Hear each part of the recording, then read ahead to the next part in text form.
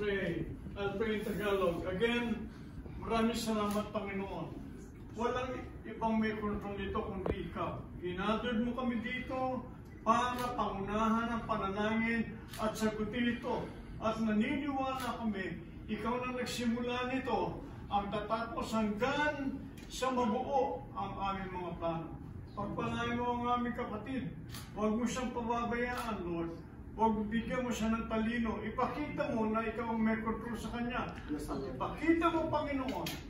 Hindi lang siya ang pinapatay mo.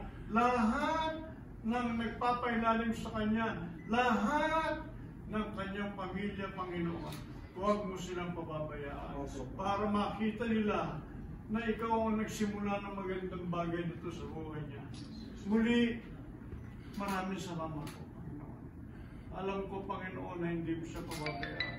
At naniniwala ako, Lord, na gaganda ang mga plano nito. Hindi lang siya, kundi lahat kami nandito, nakikiisa. We are praying for it, Lord. We know you are in control of us, Lord. That's why you gathered us. And we bless you. We thank you for everything, Lord. And give us more time to, to think about you. The plan that you planted for us, Lord. Yes, Lord. Thank you for everything, Lord. We bless you. We thank you. We glorify you. We exalt you. In Jesus' mighty name. Amen. Amen.